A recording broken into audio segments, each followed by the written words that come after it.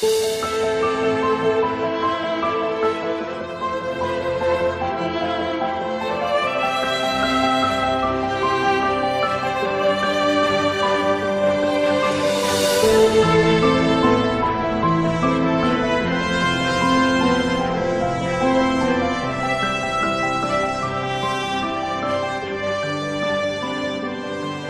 from Jerusalem, the city of peace, yet probably the most appropriate place on planet Earth to speak about wars, since this city had been destroyed 16 times, and yet according to Bible prophecy, will be the scene of the last and the final battle. The question that everybody's asking is, how come so many people all around the world are rising up to destroy this country and the people of Israel for no apparent reason ever since dawn of history? I believe that the answer is not anywhere else but in the Bible itself. In the book of Psalms, Psalm 83 is giving, in my opinion, the answer for all of these questions. The Bible says in Psalm 83, "Do not keep silent, O God, do not hold your peace, and do not be still, O God, for behold, your enemies make a tumult, and those who hate you have lifted up their head." The enemies of God and those who hate God are apt to do something, yet they cannot fight the living God, the God of Israel. Therefore, they have taken crafty counsel against your people, and consulted together against your sheltered ones. And they have said, "Come, and let us cut them off from being a nation, that the name of Israel may be remembered no more." And so we can see that the battle is between the enemies of God and those who hate God, and in their attempt to fight God, they come up against His people, His sheltered ones, Israel. And their obvious goal is to cut the name of Israel off so it will be remembered no more. Many people all over the world are asking themselves, what is the origin of the name Palestine, and how come we are having a name that is not in the Bible and not in any history book from before 2,000 years ago? The answer is going all the way back to the end of the Second Jewish Revolt against the Romans, when Caesar Adrian decided to put an end to the Jewish people, that the name of Israel will be remembered no more. And he decided to do two things. He decided to level the city here that is behind me, and to build on top a pagan Roman city which he named Aelia Capitolina. And at the same time, Caesar Adrian decided to name this entire country after their old foes from the Old Testament, the Philistines, and change its name to Syria Palestina, the province of Syria in Palestine. And that is when the name Palestine was first born into this world. Yet the name Palestine stuck to this place, and ever since 135 AD, any person that lived here was called Palestinian. Jew or Arab, Christian, or any other religion, they were all called Palestinians. The name Palestinian cannot be taken and owned by any group of people. This is not a name of a nation. This is not a name of a sovereign state. It is a name of a region, and a name that was given for one reason and one cause, and that is that the name of Israel will be remembered no more, just as Psalm 83 had said. When we come to deal with the modern history of the wars of Israel, we have to go back to the end of World War I. The Ottoman Empire, the empire that ruled this region for about 400 years, from 1517 to 1917, was coming to its end. The Ottoman Empire was about to lose that war, and Britain, France, and Russia gathered together to somehow find a solution for what's going to be in the day after. However, in 1917, the communist revolution in Russia left Russia outside of the game, and now it is only Britain and France.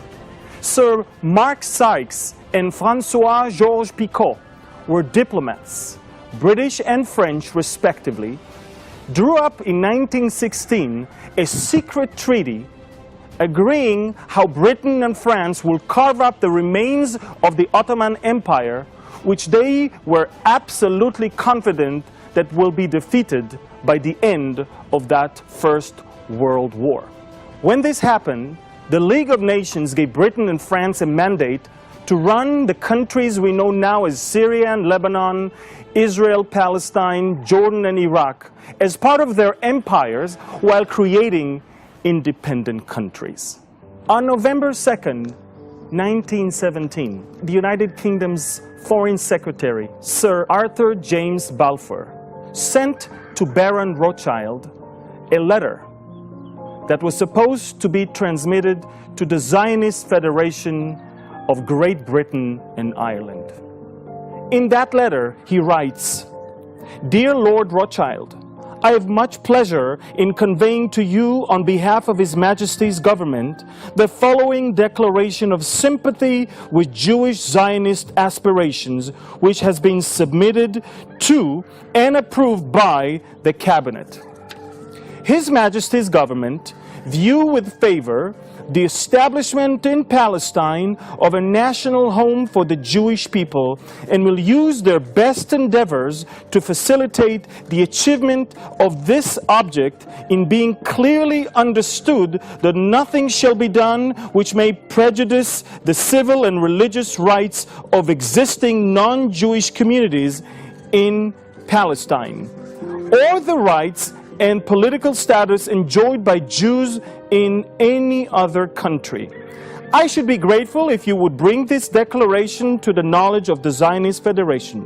Yours sincerely, Arthur James Balfour." The Balfour Declaration was a milestone in the history of the Jewish people and their quest for a homeland here in the land of Israel. For the first time, the empire that controls this part of the world acknowledges the rights of the Jewish people for their homeland. It is a very unusual thing because most of the sympathy that the Jewish people received was only after 6 million were murdered by Nazi Germany. By 1917, the Brits understood that it is about time for the Jewish people to have their homeland in the land of Israel. Second World War. The invasion of Poland by Germany and subsequent declarations of war on Germany by France and the United Kingdom marked the beginning of one of the darkest eras in our history. From late 1939 to early 1941, in a series of campaigns and treaties, Germany conquered or controlled much of continental Europe and formed the Axis alliance with Italy and Japan. Following the Molotov-Ribbentrop Pact, Germany and the Soviet Union partitioned and annexed territories of their European neighbors, including Poland, Finland, and the Baltic states. The United Kingdom and the British Commonwealth were the only Allied forces continuing the fight against the Axis, with campaigns in North Africa and the Horn of Africa, as well as the long-running Battle of the Atlantic. In June 1941, the European Axis powers launched an invasion of the Soviet Union, opening the largest land theater of war in history, which trapped the major parts of the Axis military forces into a war of attrition. The Axis advance halted in 1942 when Japan lost the critical Battle of Midway near Hawaii, and Germany was defeated in North Africa and then decisively at Stalingrad in the Soviet Union. In 1943, with a series of German defeats on the Eastern Front, the Allied invasion of Italy, which brought about Italian surrender, and Allied victories in the Pacific, the Axis lost the initiative and undertook strategic retreat on all fronts. In 1944, the Western Allies invaded France, while the Soviet Union regained all the territorial losses and invaded Germany and its allies. The war in Europe ended with an invasion of Germany by the Western Allies and the Soviet Union, culminating in the capture of Berlin by Soviet and Polish troops and the subsequent German unconditional surrender on May 8, 1945. Numerous times along the history prior to the establishment of the sovereign state of Israel, there were attempts to bring about a lasting, comprehensive peace between the Jewish people and the Arabs. One must wonder, how come up until today, not only that a peace like that is not around, but the hatred towards Israel is growing bigger and stronger. Fundamental Muslims believe that it is the will of Allah for Islam to rule the world. For them, Islamic law stipulates that to fulfill Muhammad's task, every infidel domain must be considered a territory of war. Maurice Farhi, an author that was born in Turkey, a Muslim, who lives in Britain right now, and serves as the Vice President of PEN, the British Council of Authors, wrote in his book, The Last of Days, that Muslims believe there can be no peace with Jews, Christians, or any non-Muslims, and that if peace must be made, then only a truce is permissible, and that for a maximum of 10 years as an expedient to hone our sword, wet our blood, and strengthen our will. Fundamentalist Muslims must destroy the Jewish people and rule this country, or Muhammad is a false prophet and the Quran is not true. And such thought is inconceivable. So that the Muslims must attack Israel in order to be loyal to their own prophet.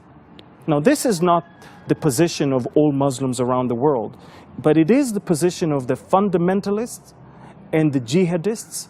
And unfortunately, up until today, their voice overtakes all the others.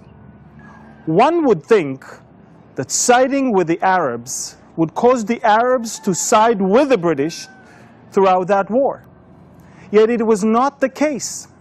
The Jewish population volunteered to the British Army to fight against Nazi Germany throughout World War II. Yet the Arabs who lived here in the land of Israel, called then Palestine, sided and even more so collaborated with Nazi Germany. The Mufti of the Arabs here in the land, Hajj Amin al-Husseini, flew all the way to Berlin to meet with Adolf Hitler and signed a treaty with him that will basically bring an end to the Jewish existence in Palestine once Germany will win the war. It is quite inconceivable to think that those who collaborate with the Nazis were benefiting from the British policy, whereas those who sided with the British were actually suffering more and more. Right when World War II started, the British mandate caved in to the Arab demand for an independent state. In 1939, the Brits published the White Paper that called for an establishment of an independent Arab state within the next 10 years and limited the Jewish immigration to the land for the next 5 years to 75,000 only. After which, it will have to cease whatsoever.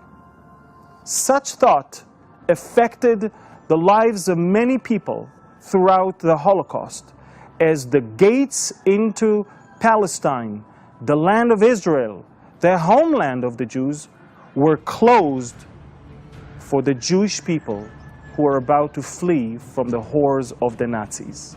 Once again, the Arabs rejected a very generous proposal, and it really fits what our first foreign minister, Abba Eban, once said, that the Palestinians never missed an opportunity to miss an opportunity.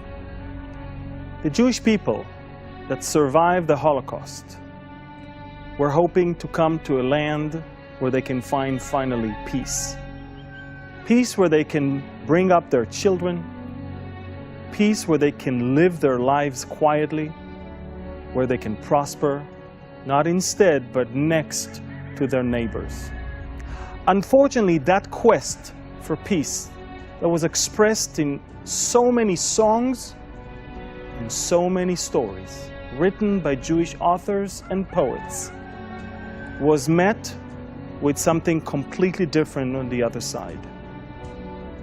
The attempt to destroy Israel and the people of Israel had absolutely nothing to do with any occupied territories in 1947 and 48. By then, Israel still did not have the West Bank, Gaza, the Golan Heights, or any other of these controversial places that are claimed to be the reason for this recent conflict.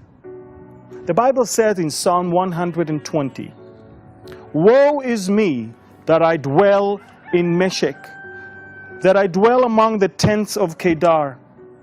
My soul has dwelt too long with one who hates peace. I am for peace, but when I speak, they are for war."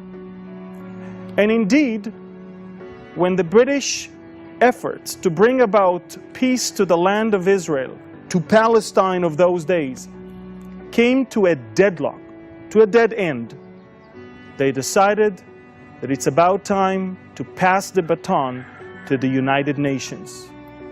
In 1946, the United Nations started an effort to bring about, finally, a solution where it will be two states for two people, Israel for the Jews and Palestine for the Arabs. By November 29, 1947, a plan was drafted by the UN Commission for Palestine, and that plan was known as the Partition Plan. The plan was basically dividing the entire land between Jews and Arabs, leaving Jerusalem as an international place. That plan, which left 2/3 of the land which was desolated and desert in the hands of the Jews, and the most fertile area, the Galilee, in the hands of the Arabs, was embraced by the Jews and rejected by the Arabs. Once again, the Arabs missed an opportunity for a very generous offer given to them not only by the Brits, but this time by the entire United Nations. The Brits decided that on the eve between May 14 and May 15, 1948, they are going to lower the Union Jack flag and to leave whatsoever the Middle East to find its own solution by itself. On that day, Friday, May 14, 1948, the leader of the Jewish community in the land of Israel, David Ben-Gurion, summoned all the other leaders from all different fractions and parties to the museum in Tel Aviv, since Jerusalem was besieged. And over there, he read the Declaration of Independence of Israel. That declaration was basically bringing back the old and biblical and God-given name of this land and this country back to its place. David Ben-Gurion said, "I hereby declare the establishment of the state of the Jews, which will be called the State of Israel. If you remember, Psalm 83 says that our enemies are up to cut us off from being a nation, that the name of Israel will be remembered no more. The return of the name back to its land and the return of the people back to their land was the main reason for the outbreak of the War of Independence. We only had few hours to rejoice and dance in the streets before 5 Arab countries would invade into the land of Israel, the newborn state, and pose an existential threat to the people and the land. David Ben-Gurion literally had few hours to decide between 2 options, a bad one and even worse one. The bad option is to declare statehood and suffer an imminent war. The worst one is not to declare statehood and suffer an imminent war. David Ben-Gurion decided that although I have few hours, a nation must be born. And that, of course, brought life to the words of the prophet Isaiah in its 66th chapter, where he says, "Before she was in labor, she gave birth. Before her pain came, she delivered a male child. Who has heard such a thing? Who has seen such a thing? Shall the earth be made to give birth in one day?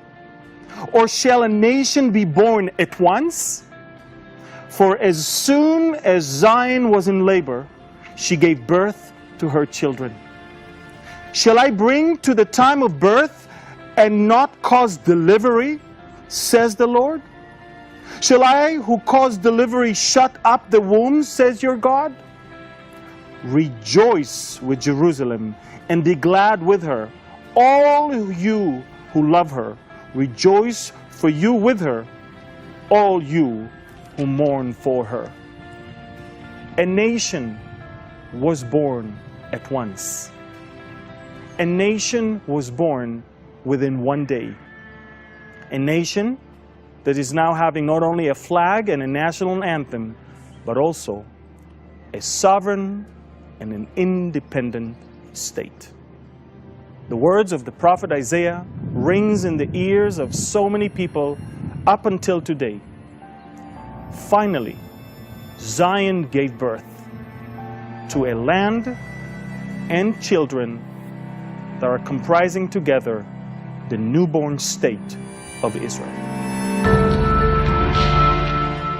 Violence in the Holy Land broke out almost immediately after the United Nations announced partition on November 29, 1947. In the first phase of the war, lasting from November 29, 1947 until April 1, 1948, the Palestinian Arabs took the offensive with help from volunteers from neighboring countries. The Jews suffered severe casualties, and passage along most of their major roadways were disrupted. Even as Israel declared its statehood on May 14, 1948, 5 mechanized Arab armies invaded. The Jews had only 35,000 fighting men, no air force except for a small training plane out of which the pilot dropped a grenade, and only 6 tanks. The Egyptian army alone had 40,000 soldiers, 135 tanks, heavy guns, and an air force of over 60 planes, including Spitfires and bombers. The Jordanians had the Arab Legion, which trained by the British and led by an Englishman, Sir John Bagot Glubb, along with 48 British officers. Yet against all odds, the Jewish fighters won. Many of the pitched battles became epic and smacked of the miraculous. For example, the Egyptian army launched an attack along the Mediterranean coast against the kibbutz Yad Mordechai on May 19, 1948, as part of the offensive to take Tel Aviv. 2 infantry battalions, 1 armored battalion and 1 artillery battalion, expected to take the kibbutz of 130 residents in 3 hours. The battle raged for days. The Jewish defenders held off the entire Egyptian army much longer than anyone expected, using homemade weapons that many times did nothing more than make noise. They even used mock soldiers made out of wood, which they moved from trench to trench in order to give the appearance of greater numbers. Although the Egyptians eventually broke through, they were now days behind schedule, and their morale was badly shaken. The Jordanians, meanwhile, had a very strong grip of the old city of Jerusalem. 3 times the Israelis tried attacking at a point called Latrun, but were unsuccessful. The road between Jerusalem and Tel Aviv remained cut. Jerusalem would have succumbed to siege if not for the discovery of an ancient Roman road that turned south of the city and then turned west until it turned north. A great deal of this road was constructed by religious Jews from Mea Shearim in the dead of night to avoid Arab snipers. The final road was bumpy and laden with holes, but it was a road. It enabled trucks to come into Jerusalem and effectively break the siege. The result was stalemate around Jerusalem. In the north, the Arabs were encamped at the top of Har Canaan, which overlooks Tzfat. It was virtually impregnable position. The Jews could not gain control of the road to Safed or the city itself as long as they were there. Then the Israelis then brought up the Davidka, a tremendously noisy mortar that was extremely inaccurate and of the little tactical value. One Friday afternoon, the Israelis fired a Davidka several times, and then a miracle happened. It rained. Since it never rained in May and June there, the Arabs were now sure that the Jews had an atomic bomb. What else could make it rain? Consequently, they fled their impregnable position on top of Har Canaan. The Israelis captured Tzfat and drove the Arabs out of the entire northern area of Galilee. These are only a few examples. For the believing Jew, there were nothing short of miracles, direct signs of the divine hand in Jewish history. With the War of Independence still raging, the War of Israel's survival was just beginning.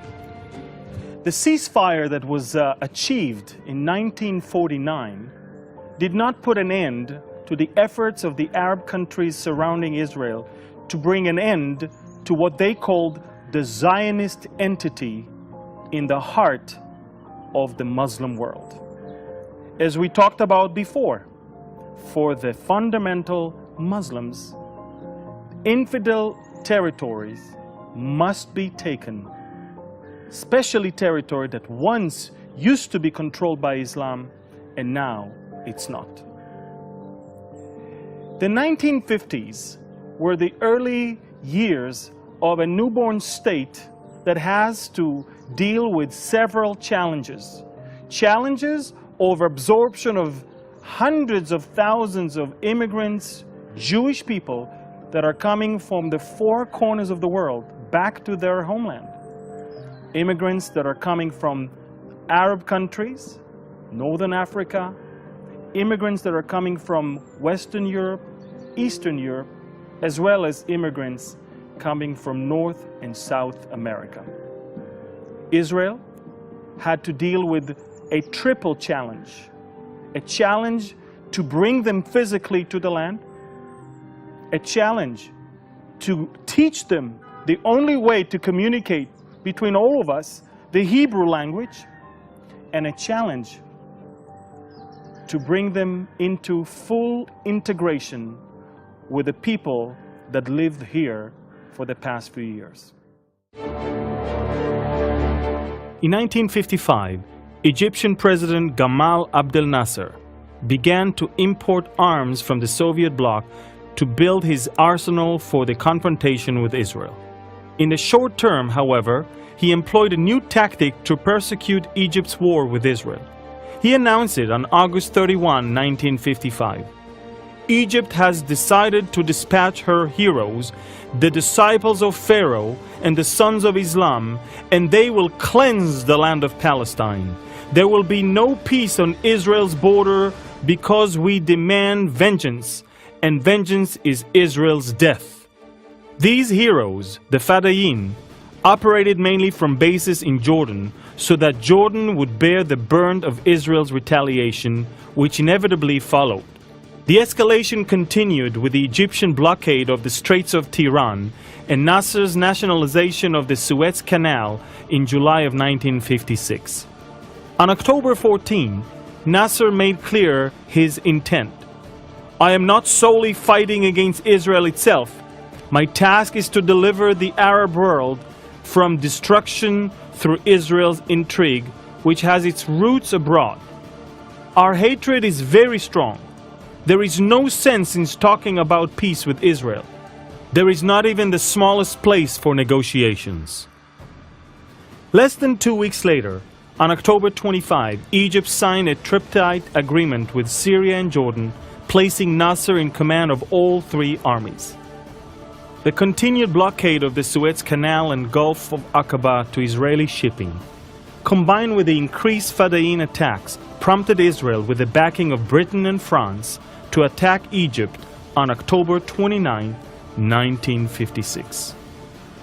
When the decision was made to go to war in 1956, more than 100,000 soldiers were mobilized in less than 72 hours, and the Air Force was fully operational within 43 hours. Paratroopers landed in the Sinai, and Israeli forces quickly advanced unopposed towards the Suez Canal, before halting in compliance with the demand of England and France. Though their allies had failed to accomplish their goals, the Israelis were satisfied at having reached theirs in an operation that took only 100 hours.